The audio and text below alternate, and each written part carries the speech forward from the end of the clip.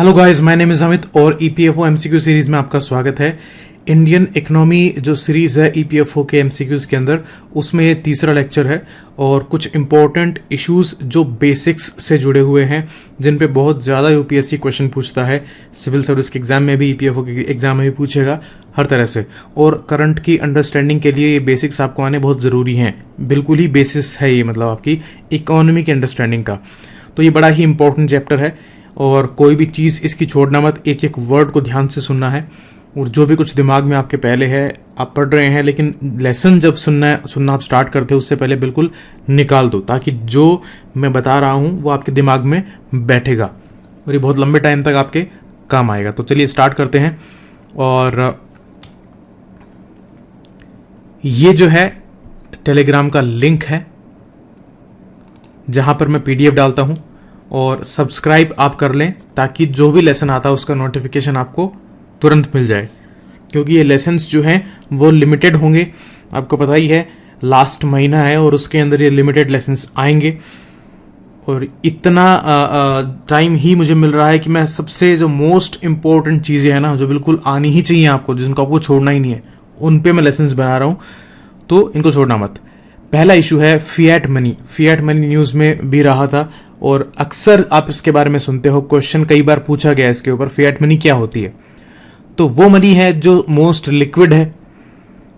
पहली बात तो लिक्विडिटी क्या होती है। लिक्विडिटी देखो, बहना होता है वैसे। अब एक तो आपके पास में मकान है, ज़मीन है, एक आपके पास में सोना है, एक आपके पास में जो है कैश पड़ा है। अब इन तीनों को अगर कंपेयर करो तो कौन सी चीज़ को देकर जल्दी से उसके बदले में कोई चीज़ आप ले सकते हो।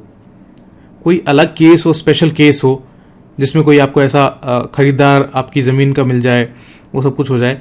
लेकिन इन सब में सबसे जल्दी आप कोई चीज़ खरीद सकते हो आप कैश जो आपके पास में है।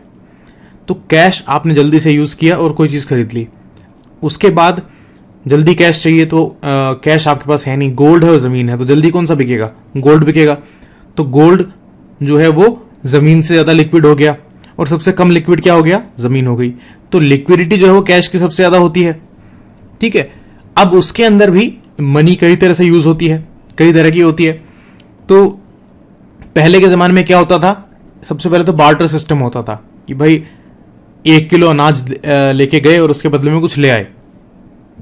ठीक है, 1 क्विंटल अनाज के बदले में इतना सोना मिल जाता था। पहले ऐसे होता था, मतलब पुराने टाइम में। तो वो विलेज इकोनॉमी होती थी या कोई छोटे लिमिटेड अर्बन एरिया की इकोनॉमी होती थी। तो वो बार्टर सिस्टम था, एक चीज़ के बदले दूसरी चीज़। क्यों? क्योंकि कोई मॉनेटरी स्टैंडर्ड नहीं है, कोई मनी जो है या करेंसी जो है वो नहीं थी। अब उसके बाद में जैसे सिक्के आने लग गए, तो पहले क्या होता था कि जैसे शक कुशान ये जब आए थे तो गोल्ड के सिक्के लेके आए थे। अब गोल्ड के सिक्के जो हैं, आज अगर गोल्ड के सिक्के की बात करो तो आप रेयरली कहीं देखते हो, और जहां भी देखते हो आंखें खुली रह जाती हैं सोने का सिक्का, क्योंकि वो बहुत महंगा है। उसको वो छोटा सा होता है, जैसे मान लो कि 1 रुपया लिख दिया किसी ने उसके ऊपर, तो उसकी वैल्यू 1 रुपया थोड़ी है। उसको अगर बेचने जाएं, उसको गला के और उसको बेचने जाएं, गोल्ड है वो, तो बहुत महंगा बिकेगा, वो लाखों का हो जाएगा वो। इसलिए जो एक तो होती है कमोडिटी मनी, जिसकी कुछ इंट्रिंसिक वैल्यू होती है कि भाई सोने का है, चांदी का कोई सिक्का है, तो सोने या चांदी की भी तो वैल्यू है ना। उसके ऊपर अमाउंट कितना भी लिखा हो, लेकिन उसकी भी कुछ वैल्यू है, इंट्रिंसिक वैल्यू है उसके अंदर। अब एक तरफ जो है आपके पास कागज का नोट होता है, उस पर 1000 रुपये लिखे, 1000 का नोट है, जैसे पहले चलता था। 2000 का भी 2000 का नोट होता है, तो 2000 का नोट चलता है, 200 रुपये का नोट चलता है। तो है तो वो कागज का टुकड़ा। अगर उसको आप मनी को अगर वो डिनोट नहीं कर रहा होता तो उसको आप कहीं दे सकते थे, क्या यूज कर सकते थे, वो कागज का टुकड़ा था। आज जैसे कि पहले वाला 500 और 1000 का जो नोट है वो आप चलाने जाओ तो कहीं चल थोड़ी जाएगा, क्योंकि वो लीगल मनी नहीं रही, उसकी इंट्रिंसिक वैल्यू अब नहीं रही, वो एक कागज का टुकड़ा हो गया। मोदी जी ने कहा था ना कि कागज का टुकड़ा हो जाएगा 8 बजे के बाद, तो ये वो बात है आज रात के बाद में। तो वो बात है कि इंट्रिंसिक वैल्यू होती है, वो फिएट मनी है। तो ना तो ये ए इसका आंसर है, ना ही ये बी है कि कोई इकोनॉमिक साइकिल स्लो चल रहा है उस टाइम कोई मनी जो दी गई है लोगों को, इसके अलग टर्म्स होती हैं, जैसे कि हेलीकॉप्टर मनी होती है। वो क्या होती है कि भाई इकोनॉमी का साइकिल बिल्कुल कमजोर चल रहा है, डिमांड बिल्कुल नहीं है, तो सरकार जो है सब लोगों को मान लो पैसा दे, तो वो हेलीकॉप्टर मनी कई बार कहलाती है। जैसे हेलीकॉप्टर मनी मतलब जैसे कोई आसमान से पैसा फेंका जाए, जैसे फूड पैकेट्स फेंकते हैं वैसे पैसा फेंका जाए। तो ये एक इमेजिनेशन की बात है, मतलब ये कॉन्सेप्ट बताया गया इकोनॉमी के अंदर, हेलीकॉप्टर मनी। एक्चुअल में वो हेलीकॉप्टर से नहीं दी जाती है, वो लोगों को ट्रांसफर की जाती है। जैसे कि मान लो कि सबको 1,000 रुपये दे दिए, किसान योजना उसमें 2,000 रुपये दिए।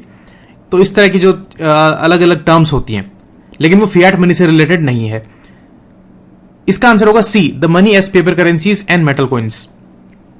अब 10 रुपए का सिक्का है, अब उसको आप गलाने जाओ तो उसकी वैल्यू 10 रुपए निकल सकती है क्या? शायद नहीं निकलेगी, क्योंकि वो सबसे सस्ता वाला मेटल होगा। अगर उसकी जगह चांदी का या सोने का सिक्का होता, वो 10 रुपए का होता, तो उसकी वैल्यू 10 रुपए थोड़ी होती, वो तो कहीं ज्यादा होती उसकी, और ना ही उसको कोई 10 रुपए के रूप में यूज करता। तो ये बात है, तो इसका आंसर होगा सी। ये देखो, ये लीगल टेंडर होता है ये, as notified by the central government and central bank. मतलब आपके पास में 2000 का नोट है, तो आरबीआई या सरकार आपको एक तरह से वचन दे रही है। उस पर लिखा हुआ होता है ना कि मैं धारक को ये वचन देता हूं, आपने पढ़ा होगा कहीं पर नोट के ऊपर, पहले तो बहुत स्पष्ट लिखा होता था ऊपर हिंदी में। तो ये एक तरह से मतलब आपको एक वो है, गारंटी दी गई है कि भाई ये आप पेश करोगे तो इसके बदले में उतनी ही वैल्यू मिलेगी, आपको 1000 रुपए की वैल्यू मिलेगी। ये है। तो ये कमोडिटी मनी से अलग होता है। कमोडिटी मनी कौन सी होगी? जैसे सोने चांदी का सिक्का, वो वाला। तो ये है फियाट मनी और ये है कमोडिटी मनी। ये वही चीज है जो मैंने अभी आपको बताई है। नेक्स्ट है according to monetary aggregates concept, which one is called narrow money. देखो, मॉनेटरी एग्रीगेट्स कॉन्सेप्ट एक होता है, उसके अंदर जो है एनालाइज करते हैं कौन कौन सी टाइप की मनी होती है, कौन कौन सा टाइप होता है। जैसे कि लोगों के पास कैश होता है, कुछ लोग बैंक में जमा करते हैं, कुछ लोग एफडी करवा देते हैं, कुछ लोग अलग तरह के डिपॉजिट्स करवाते हैं। तो टाइप हो जाता है अलग अलग मनी का। तो उसको जो है एक तरह से नाम दिया गया है M1, M2, M3, M4, इस तरह से। डिटेल तो इसका बहुत कुछ हो सकता है, लेकिन अभी हमें इतना ही समझना जितना हमें एग्जाम के लिए इंपॉर्टेंट है। तो इसका आंसर तो होगा M1। इसको नैरो मनी बोलते हैं। कैसे? देखो, टाइप्स ऑफ बैंक डिपॉजिट्स, जैसे कि करंट अकाउंट होता है, फिक्स डिपॉजिट होता है। करंट अकाउंट जैसे कि बिजनेसमैन होते हैं, वो दिन में कई बार पैसा निकाल सकते हैं, कई बार जो है जमा करा सकते हैं, तो उनका करंट अकाउंट खोलता है बैंक, उसमें ब्याज नहीं मिलता है, ओवरड्राफ्ट फैसिलिटी वगैरह उसमें मिलती है, तो वो करंट अकाउंट होता है। एक होता है सेविंग अकाउंट, जैसे नॉर्मली लोगों का होता है, उसके ऊपर आपको इंटरेस्ट मिलता है कुछ, हालांकि बहुत कम होता है। पहले 4% होता था, अभी वो 4 से काफी कम हो गया है। तो वो सेविंग्स का बैंक अकाउंट है आपका, उसके अंदर आप पैसा दिन में कई बार नहीं निकालते हो, कभी कभी निकालोगे, जैसे महीने में 2-3 बार, 5 बार, 10 बार भी आप निकाल सकते हो, और जमा भी कराते हो, और उस पर कुछ थोड़ा सा ब्याज मिलता है। वो सेविंग्स है आपकी, वो सेविंग्स अकाउंट होता है। एक होता है एफडी, फिक्स डिपॉजिट, आपने 5 साल के लिए, 3 साल के लिए, 1 साल के लिए, 10 साल के लिए एफडी करवा दी उस अमाउंट की, उस पर आपको फिक्स इंटरेस्ट रेट है वो मिलेगा, तो वो एफडी होती है। तो कई तरह के डिपॉजिट्स होते हैं, कई तरह के अकाउंट्स होते हैं। एक होता है आरडी खाता, कि भाई हर महीने आप इतना एक अमाउंट है, 500 रुपए है, 1000 रुपए आप जमा कराते जाओगे और वो इकट्ठा होता जाएगा और उसके ऊपर ब्याज मिलता है, तो वो आरडी खाता होता है। लोग आरडी खाता खोलते हैं बैंकों में, पोस्ट ऑफिस में खोलते हैं। तो इसमें देखो, जो सेविंग्स बैंक अकाउंट है, उसके अंदर आप पैसा ना जब चाहे आप निकाल सकते हो। आपको कोई डिमांड हुई तो उस डिमांड के ऊपर वो पैसा आप निकाल सकते हो, तो वो डिमांड डिपॉजिट हो गया। ऐसे ही करंट अकाउंट है, तो वो डिमांड डिपॉजिट है। डिमांड आई बिजनेसमैन को, तो उसने पैसा उससे निकाल लिया उसी टाइम पर, बैंक को बोला मेरा पैसा दो, और वो उसने फॉर्म भर दिया और बैंक से पैसा निकाल लिया।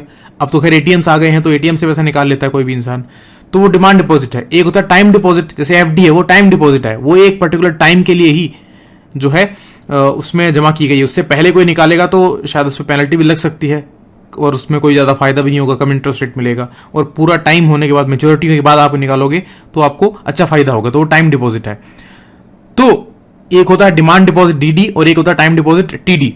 तो सी क्या है? सी है कैश जो लोगों के पास में है, जो करेंसी लोगों के पास में है, तो वो currency plus demand deposit plus ये जो अदर डिपॉजिट होते हैं। अदर डिपॉजिट जो होते हैं वो होते हैं कि भाई आरबीआई के पास कुछ इंस्टीट्यूशन जो होती हैं, या फिर कुछ एजेंसीज जो होती हैं वो अपने डिमांड डिपॉजिट्स रख सकती हैं, तो वो अदर डिपॉजिट होता है। तो मेन मुद्दा है जो सबसे लिक्विड मनी है, कैश और डिमांड डिपॉजिट, और साथ में ये अदर डिपॉजिट, क्योंकि ये भी डिमांड डिपॉजिट ही है ओडी वाले जो हैं। तो ये जो है M1 कहलाती है, और ये सबसे नैरो मनी होती है क्योंकि ये सबसे ज्यादा लिक्विड होती है। अब इसमें देखो टाइम डिपॉजिट नहीं है, क्योंकि टाइम डिपॉजिट FD जो है ना, उसको आप नॉर्मल जैसे सब्जी खरीदने जा रहे हो तो FD थोड़ी तो तुड़वाओगे उसके लिए, पेट्रोल डलवाने जा रहे हो। हाँ, ये हो सकता है कि आजकल FD तुड़वानी पड़ जाए पेट्रोल डीजल डलवाने के लिए, लेकिन नॉर्मल केस में FD नहीं तुड़ाओगे आप। ATM से पैसा आप निकालोगे, वो डिमांड डिपॉजिट आपका है, तो वो M1 है, नैरो मनी इसको कहते हैं। ये होती है नैरो मनी, 100% लिक्विड डिपॉजिट्स ही होते हैं, जब चाहो आप इसको जल्दी से यूज कर सकते हो। तो ये आपका M1 है। M2 है जब M1 में आप पोस्ट ऑफिस के जो सेविंग अकाउंट डिपॉजिट्स होते हैं उनको जोड़ दोगे। अभी M1 में तो बैंकों वाली बात हुई, अब पोस्ट ऑफिस के सेविंग अकाउंट डिपॉजिट को जोड़ दोगे तो M2 कहलाएगा। उसके बाद M3 में आप क्या करोगे, M3 के अंदर M1 वाला जो हमने निकाला था नैरो मनी, उसमें अगर आप टाइम डिपॉजिट भी जोड़ देंगे, ये M3 हो जाएगी, और इसको ब्रॉड मनी कहते हैं। M1 को नैरो मनी कहा था, M3 को ब्रॉड मनी कहा। इसमें लिक्विड डिपॉजिट्स भी होते हैं और टाइम डिपॉजिट्स भी होते हैं, तो ये काफी बड़ा एक कैटेगरी को कवर करता है, मनी की कैटेगरीज को। और टाइम डिपॉजिट में जैसे कि फिक्स डिपॉजिट है, रिकरिंग डिपॉजिट RD दिखाता है, ठीक है, ये है। M4 के अंदर जो पोस्ट ऑफिस के जो टोटल डिपॉजिट्स होते हैं उनको भी अगर M3 में जोड़ दोगे तो M4 निकल आएगा, ठीक है। Next, fiscal policy refers to the government's ability to regulate the functioning of financial markets, spending, taxing policies and used by the government to influence the level of economic activity। देखो, आपने नाम सुना होगा monetary policy, fiscal policy, बड़ा ही important issue है। Fiscal deficit मैंने आपको समझाया था, ठीक है। तो फिस्कल पॉलिसी क्या होती है, देखो गवर्नमेंट जो है उसको रेगुलेशन करना पड़ता है, फाइनेंशियल मार्केट्स को जो है ऑब्जर्व करना पड़ता है, उनकी फंक्शनिंग को देखना पड़ता है, उनको रेगुलेट करना पड़ता है। स्पेंडिंग लोग कैसे कर रहे हैं, मार्केट में कैसे हो रही है, वो देखना पड़ता है। टैक्स लगाती है सरकार, है ना, कि कितना टैक्स लगना चाहिए, ये सैलरीड है गवर्नमेंट सर्वेंट्स, इन पे कितना लगना चाहिए, नॉर्मल जो कॉर्पोरेट वाले हैं उनको ऊपर कितना लगना चाहिए, ये सब उसको डिसाइड करना पड़ता है। तो ओवरऑल जो है वो अपने खर्चे मैनेज करती है सरकार, और इनकम्स है उसको मैनेज करती है। तो ये उसकी फिस्कल पॉलिसी है, उसमें मनी का कंट्रोल भी आ गया, मतलब ब्रॉड एक एरिया है फिस्कल पॉलिसी वाला। ओवरऑल देखते हैं जो फाइनेंशियल मार्केट्स को देखना, स्पेंडिंग को देखना, टैक्सिंग पॉलिसीज को देखना, और इकोनॉमिक एक्टिविटी को ओवरऑल जो है संभालना, उसको इन्फ्लुएंस करना। तो उसके लिए जो पॉलिसी वो बनाती है, ब्रॉड पॉलिसीज बनाती है, वो फिस्कल पॉलिसी कहलाती है, और ये मेनली फाइनेंस मिनिस्ट्री का काम होता है। मॉनेटरी पॉलिसी एक होती है जिसके अंदर मनी का जो सर्कुलेशन है उसको मैनेज किया जाता है, और मेनली मॉनेटरी पॉलिसी के अंदर जो काम होता है वो सेंट्रल बैंक का होता है। इंडिया का सेंट्रल बैंक कौन सा है, RBI। सेंट्रल बैंक का नाम सुन के आप वहां मत पहुंच जाना, सेंट्रल बैंक ऑफ इंडिया वो नहीं है ये। सेंट्रल बैंक मतलब हर देश का अपना एक सेंट्रल बैंक होता है, और वो जो है RBI है इंडिया में, ठीक है। गवर्नमेंट का बैंक भी बोलते हैं, बैंकों का बैंक भी इसको बोलते हैं, बैंक ऑफ लास्ट रिजॉर्ट भी बोलते हैं RBI को, लेकिन ये सेंट्रल बैंक है मेनली देश का ऑफिशियल। तो RBI जो है उसका मेनली ये काम होता है मॉनेटरी पॉलिसी का। और एक आपने नाम सुना होगा मॉनेटरी पॉलिसी कमेटी 2016 में जो बनाई गई थी एक्ट के अकॉर्डिंग। तो मॉनेटरी पॉलिसी में क्या होता है, chiefly deals with the management of interest rates and the total supply of money in the circulation. अभी हमने मनी पढ़ी, अब उसके अंदर क्या था, डिमांड डिपॉजिट था, टाइम डिपॉजिट था, ये सब कुछ थे। अब मनी जो है वो बैंक मेनली उसे डील करते हैं, और बैंक जो है लोन देते हैं और डिपॉजिट्स रखते हैं, उसमें इंटरेस्ट रेट का खेल होता है। जो बैंक लोन देते हैं उस पर वो ज़्यादा इंटरेस्ट रेट चार्ज करते हैं, और जो बैंक जमा करते हैं लोगों का पैसा उस पर वो कम इंटरेस्ट रेट देते हैं। ये जो डिफरेंस होता है ये बैंकों की कमाई होती है सारी। इसलिए कहते हैं ना कि एनपीए सबसे बड़ा कैंसर है बैंकों के लिए, क्योंकि बैंक की कमाई अलग से कुछ नहीं होती है। बैंक की कमाई वही है जो डिफरेंस मैंने अभी आपको बताया कि जो जमा करते हैं और जो लोन देते हैं उसके उन इंटरेस्ट रेट का जो डिफरेंस होता है वही बैंक की कमाई है। और अगर जो लोन दिया और उस पर वो वापस चुकता नहीं हुआ तो बैंक बर्बाद हो जाता है। तो अब ये किस इंटरेस्ट रेट के ऊपर वो ये लोन दे, ये सब करे, तो इंटरेस्ट रेट डिसाइड करता है मेनली, और उससे मनी का सर्कुलेशन जो होता है मार्केट में वो अफेक्ट होता है। तो उसको जितनी भी पॉलिसी जो है वो अफेक्ट करती है वो मॉनेटरी पॉलिसी है। तो ये दोनों बात सही है। फिस्कल पॉलिसी का एरिया थोड़ा सा ज्यादा ब्रॉड होता है, मॉनेटरी पॉलिसी का थोड़ा सा कम ब्रॉड होता है। हालांकि मॉनेटरी पॉलिसी बहुत ज्यादा इंपॉर्टेंट है, लेकिन फिस्कल पॉलिसी एक बड़ा कैटेगरी है। लेकिन दोनों की डेफिनेशन जो है वो सही बताई गई है। तो आंसर इसका होगा सी, बोथ। ये देखो, मेनली मॉनेटरी पॉलिसी जो होती है वो आरबीआई द्वारा कैरी आउट की जाती है, और टैक्सिंग और स्पेंडिंग एक्शन जो होता है गवर्नमेंट का, अब ये दो वर्ड्स हैं लेकिन इसमें बहुत कुछ सब कुछ इसमें आ जाता है गवर्नमेंट का। तो उसके लिए जो कलेक्टिव टर्म है वो फिस्कल पॉलिसी कहलाती है। ठीक है। इन्फ्लेशन, डिफ्लेशन, हाइपर इन्फ्लेशन, ये कौन से मुद्दे हैं कि जो मनी का सप्लाई जो होता है मार्केट के अंदर, अब मान लो मनी का सप्लाई बढ़ गया, आपको तनख्वाह ज्यादा मिलने लग गई, लोगों को जो है खूब तनख्वाह मिल रही है, खूब जो है डिमांड है, खूब सप्लाई है, चीज़ों की रेट थोड़ी बढ़ने लग गई हैं क्योंकि सब डिमांड ज़्यादा है। तो उसी चीज़ की जो रेट है वो पहले 100 रुपये किलो थी, आज वो 150 रुपये किलो हो गई है। तो चीज़ उतनी मिल रही है, पहले 100 रुपये मिल रही थी, अब 150 रुपये मिल रही है। करेंसी एक देश की है, वही करेंसी है। तो क्या हो गया, इन्फ्लेशन हो गया, मुद्रास्फीति, ये इन्फ्लेशन हो गया। जो चीज़ 100 में मिल रही थी आज 150 मिल रही है। इसका मतलब दो केस हो सकते हैं, या तो वो चीज़ जो है उसकी क्वालिटी बढ़ रही है, या फिर इधर रुपए की वैल्यू गिर रही है। तो एप्पल तो वही है, क्वालिटी वही है, लेकिन अब 150 में आ रहा है, इसका मतलब रुपए की क्वालिटी गिर रही है। तो जब इन्फ्लेशन बढ़ता है तो रुपए की क्वालिटी गिरती है। और इन्फ्लेशन कब कब बढ़ता है, जब मान लो कि ज्यादा पैसा मार्केट में घूम रहा हो। ज्यादा पैसा कब घूमेगा, मेनली तो जैसे लोग हैं, कोई चीज खरीदते हैं, जैसे कोई बड़ा आइटम खरीदेंगे, बड़ा फर्नीचर खरीदेंगे, गाड़ी खरीदेंगे, तो उसके लिए लोन लेंगे। अगर बैंक में इंटरेस्ट रेट कम लग रही है तो लोन ज्यादा लेंगे। घर बना रहे हैं, खूब लोग घर बनाएंगे, अगर हाउसिंग लोन की इंटरेस्ट रेट कम हो जाएगी तो फिर लोग ज्यादा घर बनाएंगे, या फिर फ्लैट्स खरीदेंगे। रियल एस्टेट डूबा हुआ है, इसलिए इंटरेस्ट रेट आज बैंकों की हाउसिंग लोन की बहुत कम आ गई है, 6% पे आ गई है।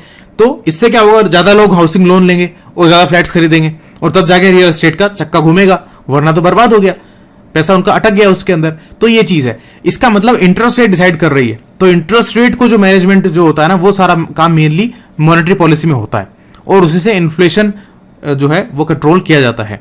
और मॉनेटरी पॉलिसी कमेटी का मेन काम इन्फ्लेशन को ही मैनेज करना होता है। इन्फ्लेशन टारगेटिंग जिसको बोलते हैं।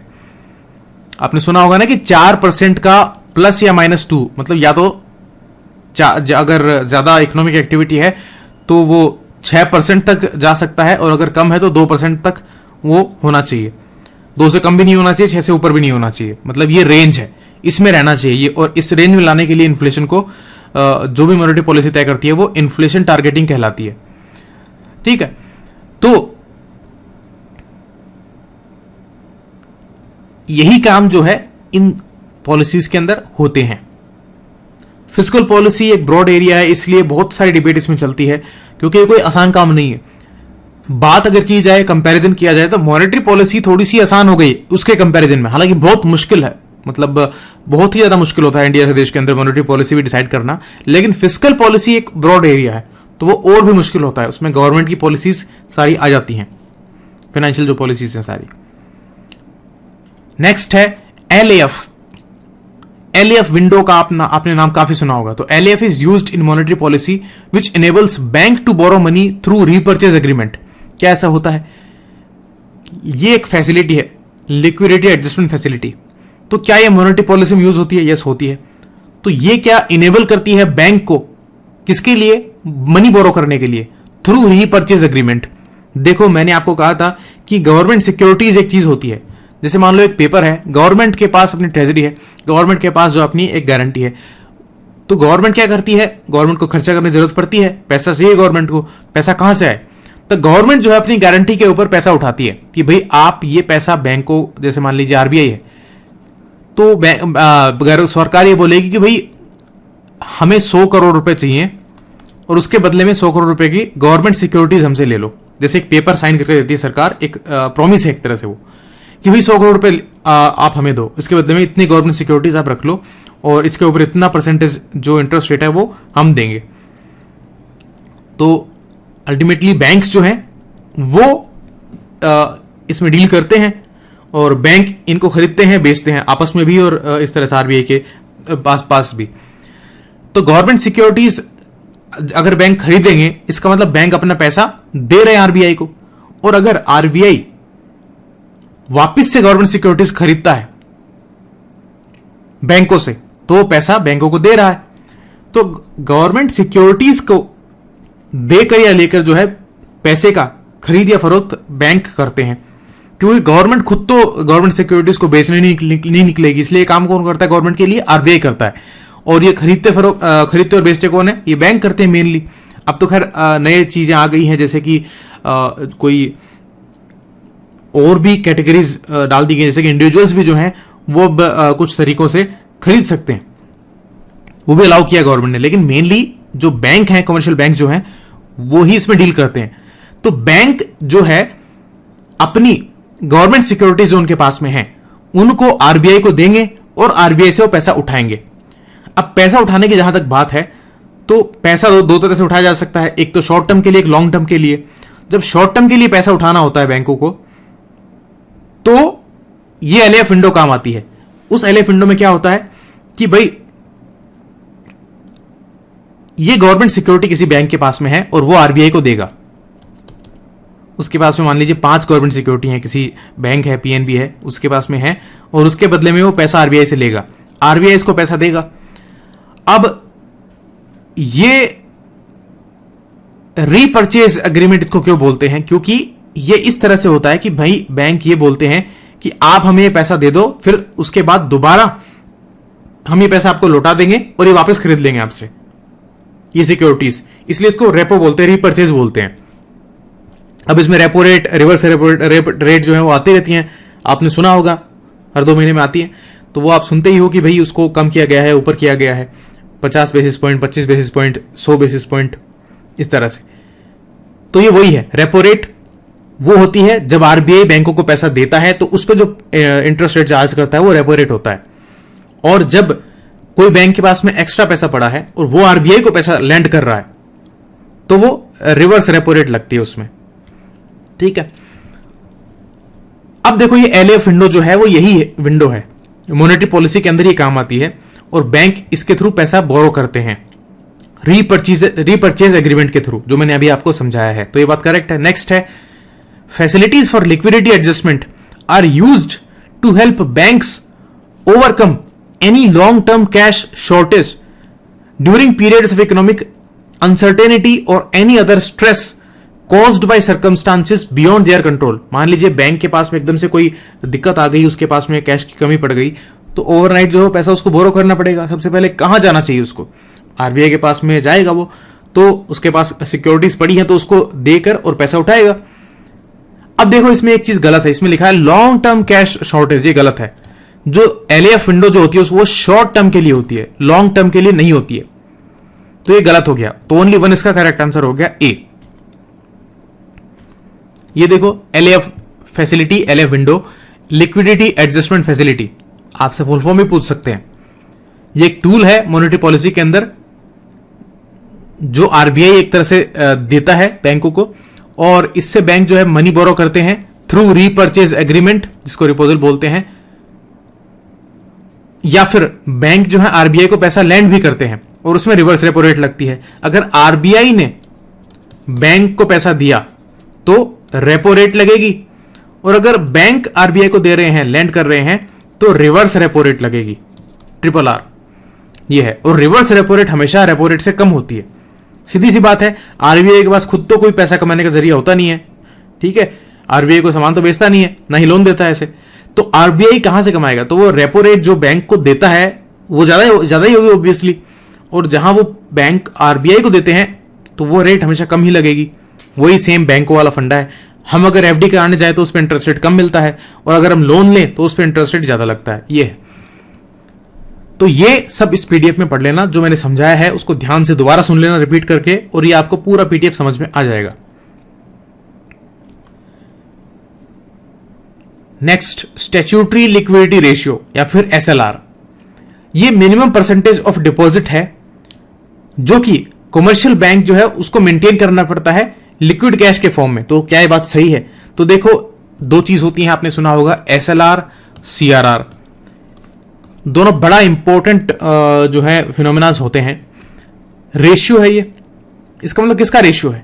रेशियो उसका है जो नेट डिमांड और टाइम लायबिलिटीज जो बैंकों की होती हैं। मतलब कुछ तो लोगों ने सेविंग बैंक अकाउंट खुलवा रखे हैं बैंक में, उसमें पैसा पड़ा है लोगों का, और कुछ लोगों ने FD करवा रखी है, तो वो टाइम डिपॉजिट है, तो वो पैसा बैंकों के पास पड़ा है।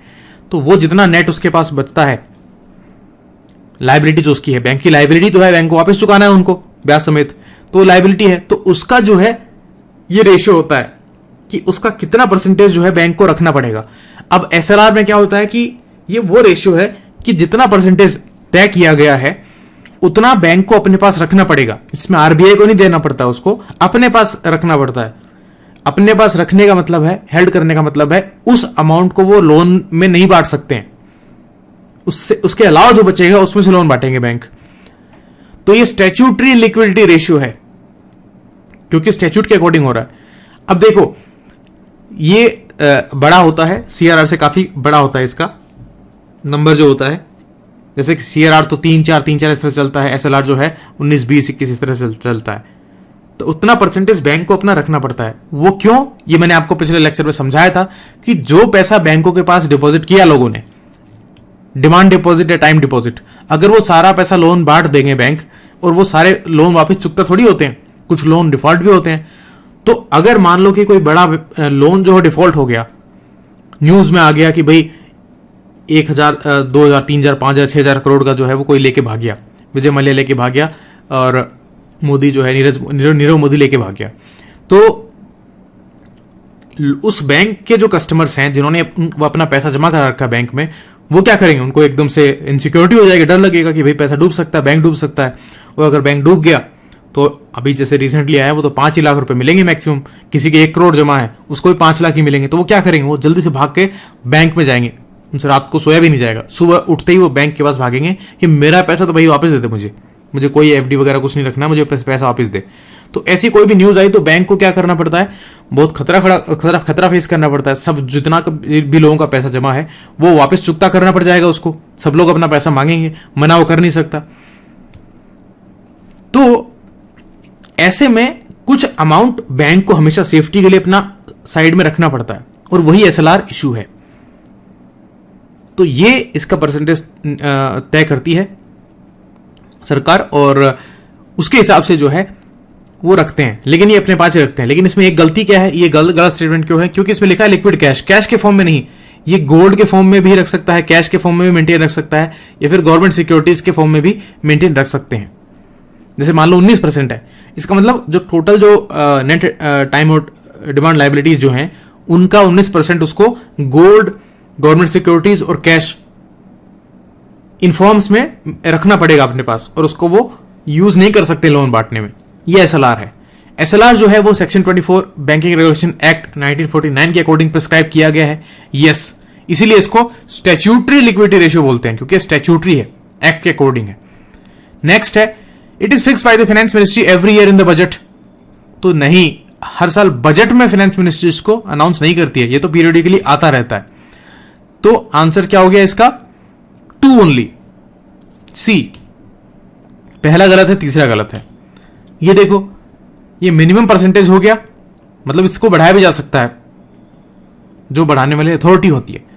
RBI इसको फिक्स करता है इंडिया में, तो RBI इसको बढ़ा घटा सकता है, और इंडिया में क्रेडिट ग्रोथ जो है उसको कंट्रोल करता है इसके थ्रू। अगर मान लो SLR कम हो गया, अगर मान लो SLR 15% ही हो गया, पहले मान लो 20% था, 15 रह गया, अजम्पशन मान लीजिए, अज्यूम कीजिए, तो क्या हो गया? अब बैंकों के पास में ज्यादा अमाउंट बचेगा जिसका वो लोन बांट सकते हैं। इसका मतलब क्रेडिट की ग्रोथ बढ़ेगी देश के अंदर।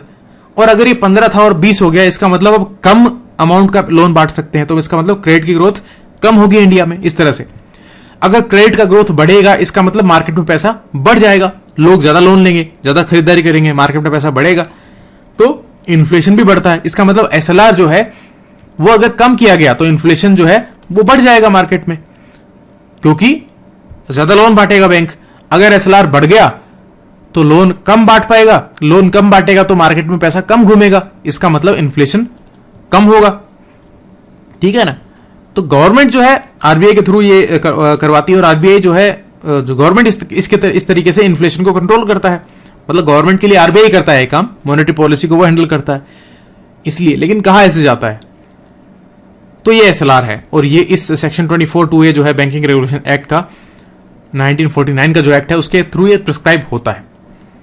नेक्स्ट क्वेश्चन है सीआरआर के ऊपर। सीआरआर जो है वो मिनिमम अमाउंट है जो कि स्पेसिफाई किया जाता है सेंट्रल बैंक के द्वारा, to be maintained by commercial banks of the public deposits with the central bank. ये बात करेक्ट है।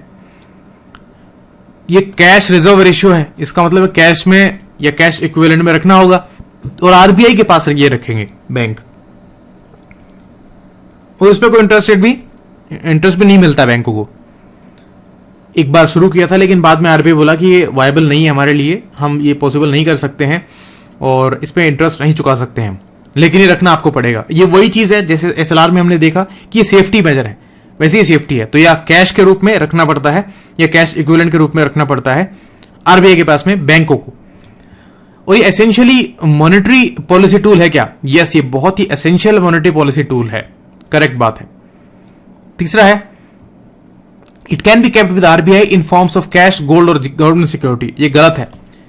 ये चीज तो मैंने बताया था कि एसएलआर में लागू होती है, और वो भी बैंक अपने पास ही रखते हैं, आरबीआई को नहीं देना पड़ता है उनको इन किसी भी फॉर्म में।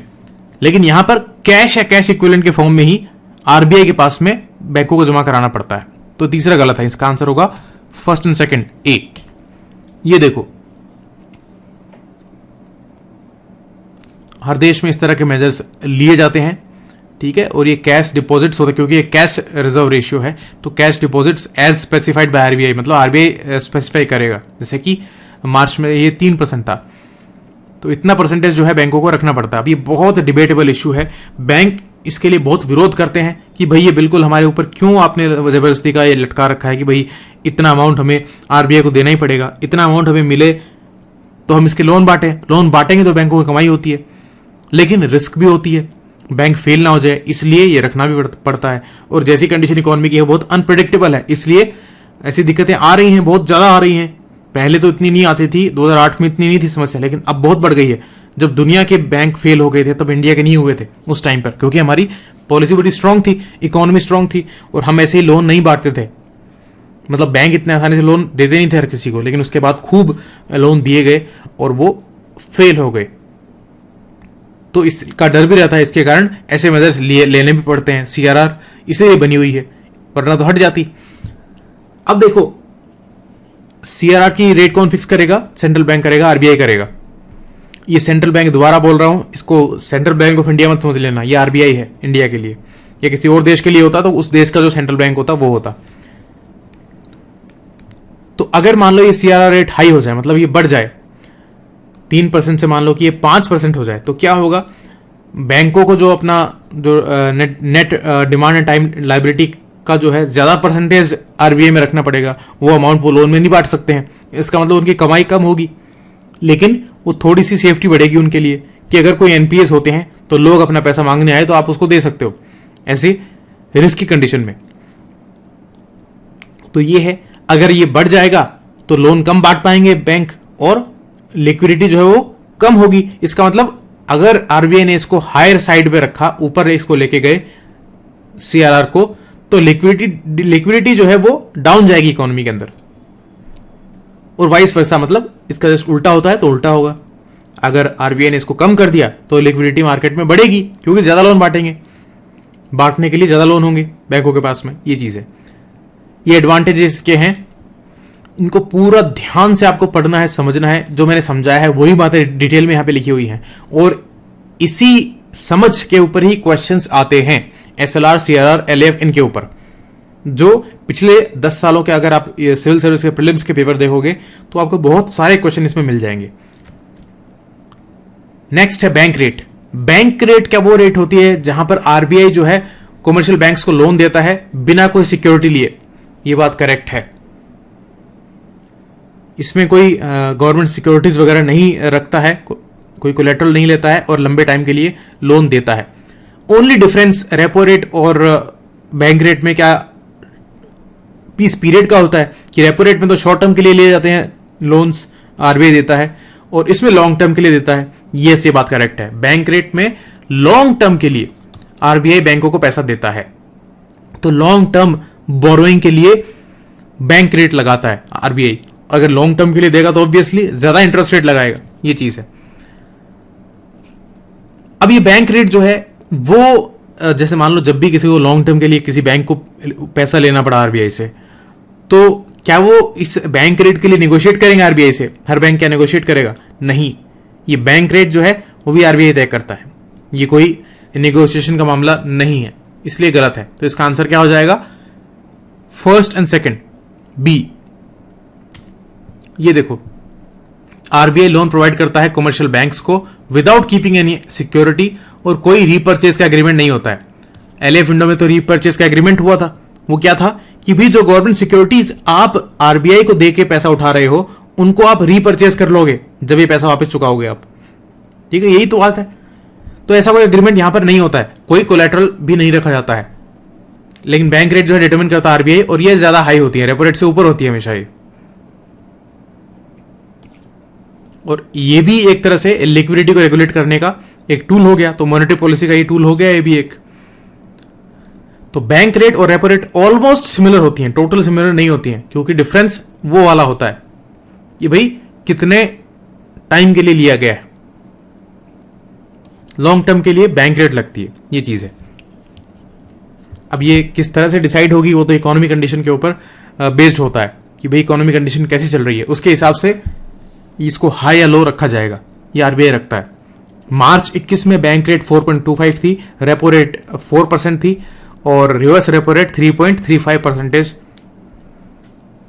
रही है, और ये चेंज भी होती रहती है। नेक्स्ट है मार्जिनल स्टैंडिंग फैसिलिटी। अभी हमने एलएएफ पढ़ा था, लिक्विडिटी एडजस्टमेंट फैसिलिटी, ये भी एक फैसिलिटी है, लेकिन ये नई आई है, 2011-12 में अनाउंस हुई थी, ये बात करेक्ट है। दूसरा है it is a penal rate. तो ये पेनल रेट तो है, मतलब पेनल्टी वाली रेट है एक तरह से। पेनल्टी क्यों? क्योंकि भाई जब बैंक जो है ना पैसा बोरो करना है उसको पड़ता है, तो उनके लिए एलएफ विंडो दी गई है, और भी कई तरीके हैं। तो वो जब एग्जॉस्ट कर जाते हैं, मतलब वो यूज कर लेते हैं बैंक, उसके बाद भी पैसे की जरूरत पड़ रही है, तो फिर आरबीआई ये बोलता है कि भाई अब आपको इतना जरूरत क्यों पड़ रही है, आप पे पेनल्टी लगनी चाहिए। जब आपके पास में एलएफ विंडो अवेलेबल है फिर भी आपको पैसे की जरूरत पड़ रही है, इसका मतलब आप सही मैनेजमेंट से नहीं चल रहे हो, तो आपके ऊपर हायर इंटरेस्ट रेट लगेगी, इसलिए वो पेनल रेट कहलाती है। लेकिन क्या वो मनी जो है अदर बैंक से बोरो करते हैं? ये बात गलत है। इसलिए इसका आंसर क्या होगा? Only one, A. ये देखो, ये विंडो है बैंक्स के लिए to borrow from the RBI in emergency, जब इंटर बैंक लिक्विडिटी जो होती है वो ड्राई अप हो जाती है कंप्लीटली।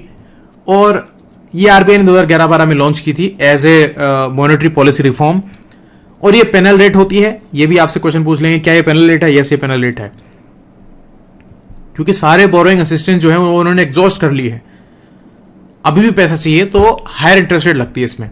तो रेपो रेट से हमेशा ज्यादा होती है। क्वेश्चन आ जाए क्या हमेशा रेपो रेट से ये जो रेट है एमएसएफ ये ज्यादा होती है? यस, ज्यादा होती है, क्योंकि ये पेनल्टी एक तरह से होती है।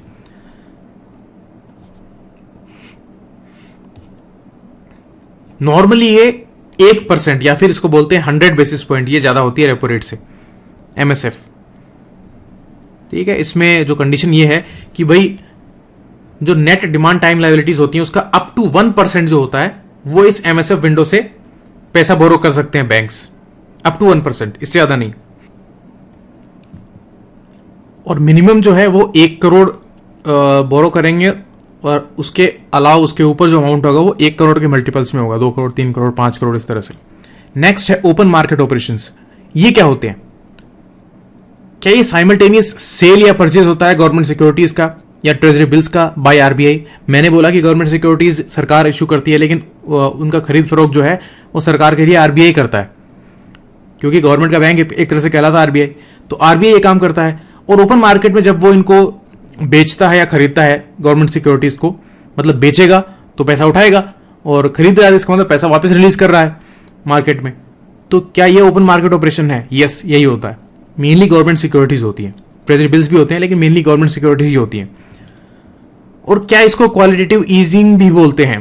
क्वांटिटेटिव ईजिंग नहीं, क्वांटिटेटिव ईजिंग थोड़ी सी डिफरेंट चीज होती है, ये इसका सिनोनिम नहीं है। तीसरा है it's main aim is to control money supply and inflation control. क्या ऐसा है? इसका मेन एम मनी सप्लाई को कंट्रोल करना है और इन्फ्लेशन को कंट्रोल करना है। यस, जो मॉनेटरी पॉलिसी के टूल हमने देखे, repo rate, reverse repo rate, bank rate, ये सब कुछ, तो ये इनके अलावा जो ओपन मार्केट ऑपरेशन वाला जो इशू है ना, ये ज्यादा पॉपुलर हो चुका है, क्योंकि इसके थ्रू जो है एक जल्दी जल्दी जो है पैसा मार्केट में रिलीज किया जा सकता है या फिर मार्केट से खींचा जा सकता है।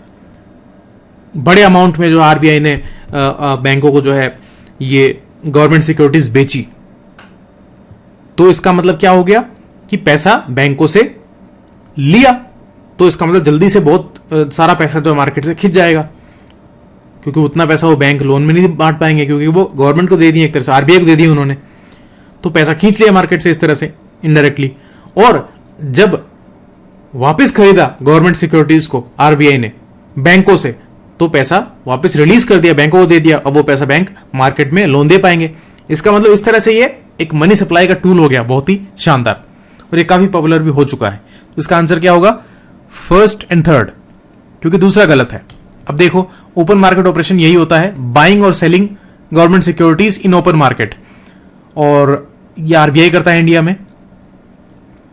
लिक्विडिटी को इन्फ्यूज कर सकता है या उसको सक कर सकता है मार्केट से, तो इनडायरेक्टली ये मनी सप्लाई को कंट्रोल करता है, और सीआरआर वगैरह से भी ज्यादा ये पॉपुलर हो चुका है ये मेथड।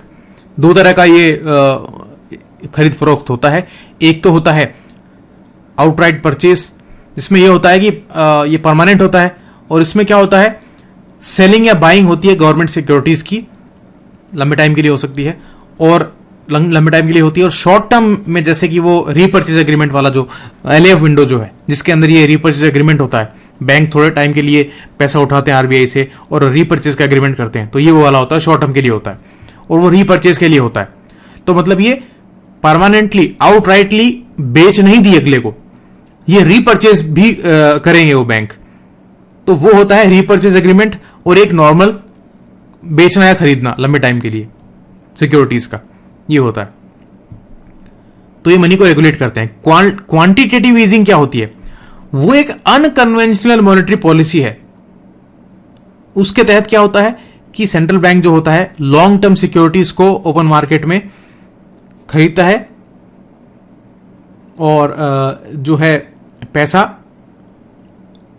मार्केट में ज्यादा बढ़ाता है, और उससे क्या होगा, मार्केट में पैसा ज्यादा जाएगा, तो थोड़ी सी ईजिंग होगी, थोड़ी सी जो मनी टाइट पोजीशन हो गई है, मनी कम है मार्केट के अंदर, वो थोड़ा बढ़ जाएगा, और उससे क्या होगा, इंटरेस्ट रेट्स कम हो जाएंगी बैंकों की, ज्यादा लोग लोन लेंगे, ज्यादा लोग जो अपना बिजनेस चला पाएंगे या कोई और चीज खरीद पाएंगे और कुछ और काम कर पाएंगे, और उससे जो है थोड़ा इकोनॉमी का चक्का और फास्ट चलेगा और लोगों को रोजगार मिलेगा। ठीक है, तो कई तरह की चीजें होती हैं, वो होती है क्वांटिटेटिव ईजिंग। मतलब ये नॉर्मल एक कन्वेंशनल जो रूटीन जो मॉनेटरी पॉलिसी होती है वो नहीं होती है, ये कभी कभी ये स्टेप उठाती है सरकार आरबीआई के थ्रू। नेक्स्ट है प्राइमरी सेक्टर लैंडिंग की कौन सी वाली कैटेगरीज होती हैं, उनमें से कौन सी है? एजुकेशन क्या है? यस ये है। एग्रीकल्चर है? यस ये भी है। रिन्यूएबल एनर्जी, अब ये थोड़ा सा सोचने वाली बात है, लेकिन रिसेंटली रिन्यूएबल एनर्जी को इसमें डाला गया है, तो रिन्यूएबल एनर्जी के लिए जो लोन है वो भी प्रायोरिटी सेक्टर में काउंट होगा। Weaker section, yes. अब इसके अंदर भी अंदर डिटेलिंग बहुत सारी है, लेकिन बड़ी कैटेगरीज ये हैं। एमएसएमईज, देखो एमएसएमईज के लिए तो लोन दिया जाता है, लेकिन क्या प्रायोरिटी सेक्टर में काउंट होगा? यस वो भी होता है, तो सारे होंगे, डी ऑल इसका आंसर होगा। नॉर्मली देखो एग्रीकल्चर, उससे उसके अलाइड एक्टिविटीज, इन सब के लिए जो है ये सबसे बड़ा ऊपर प्रायोरिटी वाला जो है ये पॉइंट है, जिसके अंदर प्रायोरिटी सेक्टर लैंडिंग होती है, मतलब कम इंटरेस्ट रेट के ऊपर लैंडिंग करनी पड़ती है बैंकों को इसमें, तो ऑब्वियसली इसके अंदर कमाई कम होगी। देखो मान लो कि एग्जांपल से समझे कि एक जो है बैंकों के पास एक किसान आया, फार्मर आया, एक कोई गवर्नमेंट सर्वेंट आया और एक बिजनेसमैन आया। फार्मर को लोन चाहिए 1 लाख रुपए का, गवर्नमेंट सर्वेंट को भी 1 लाख रुपए का चाहिए और बिजनेसमैन को भी 1 लाख रुपए का चाहिए। फार्मर ये बोलता है कि भाई मैं तो मुझे खेती करनी है, मेरा पेट पालना है, थोड़ा बहुत जो इसको बेच के मैं मेरा काम चलाऊंगा, तो मैं ज़्यादा इंटरेस्ट रेट पे नहीं कर सकता हूँ। फार्मर जो है वो तो 4% ही मान लो पे कर सकता है। गवर्नमेंट सर्वेंट कहेगा कि भाई मैं भी गवर्नमेंट एम्प्लॉई हूँ और 1 लाख रुपए मुझे जो है चाहिए है, मेरी बेटी की शादी है इसके लिए चाहिए है, तो मैं 8% जो है इंटरेस्ट रेट पे कर सकता हूँ। अब एक बिजनेसमैन है, वो कह रहा है कि भाई मेरा बिजनेस अच्छा चल रहा है, लेकिन मेरे को 1 लाख रुपए कम पड़ रहे हैं, मुझे दो, मैं आपको जो है 15% इंटरेस्ट पे कर दूंगा। सब लोग एक ही टाइम में उसको वापस चुकाएंगे। जैसे मान लीजिए 2 साल के लिए ले रहे हैं, 2 साल में वापस चुकाएंगे, तो बैंक वाले किसको लोन देंगे? सीधी सी बात है, बैंक अपनी कमाई देखेंगे, अपना प्रॉफिट देखेंगे और वो बिजनेसमैन को देंगे। रिस्क तो मान लीजिए अपनी वो अलग इशू है, रिस्क देखनी पड़ती है, किसको दें किसको ना दें, कौन चुका पाएगा कौन नहीं चुका पाएगा, लेकिन वो देंगे तो फिर बिजनेसमैन को ही देंगे, क्योंकि वो तो सबसे ज्यादा इंटरेस्ट पे कर रहा है। तो फिर इनको लोन कौन देगा? फार्मर्स को लोन कौन देगा? या कोई वीकर सेक्शन है उसको लोन कौन देगा? एमएसएमई वालों को लोन कौन देगा? या एक्सपोर्ट के ऊपर जो अपना बिजनेस चला रहे हैं, एक्सपोर्ट देश को कमाई करवाता है, तो इनको भी पैसे की जरूरत पड़ती है। एजुकेशन कोई लोन लेना चाहता है, एजुकेशन लेना चाहता है, तो इनको लोन कौन देगा? क्योंकि ये लोग जो है वापस चुकाने में थोड़े कमजोर होते हैं, इसलिए कम इंटरेस्ट चुका पाते हैं, तो इनको भी लोन मिले, इसके लिए प्रायोरिटी सेक्टर बनाया गया है। और ये है focuses on idea of increasing the lending of the banks towards few specified sectors. तो ये स्पेसिफाइड सेक्टर्स हैं, ठीक है। सभी कमर्शियल बैंक पे लागू होता है, रीजनल रूरल बैंक के ऊपर भी लागू होता है, स्मॉल फाइनेंस बैंक के ऊपर भी लागू होता है, लोकल एरिया बैंक जो होते हैं, प्राइमरी या अर्बन कोऑपरेटिव बैंक से इन पे लागू होता है, ठीक है। जो सारे शेड्यूल कमर्शियल बैंक्स हैं, एससीबीज या फिर फॉरेन बैंक्स जिनकी प्रेजेंस अच्छी खासी इंडिया में है, उनको 40% अपना एडजस्टेड नेट बैंक क्रेडिट का इनमें लोन बांटना पड़ता है। मतलब जितना भी वो बांटने वाले हैं ना, उसका 40% वो प्रायोरिटी सेक्टर में देंगे।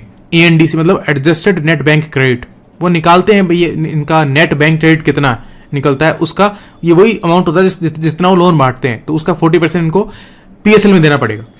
और जो रीजनल रूरल बैंक हैं, कोऑपरेटिव बैंक हैं, स्मॉल फाइनेंस बैंक है, उनको तो 75% जो है अपना पीएसएल में देना पड़ता है, क्योंकि ये तो बनाए ही एस्टैब्लिश ही स्पेशली इन सेक्शंस के लिए होते हैं, तो 75% तक इनको उनमें देना पड़ता है।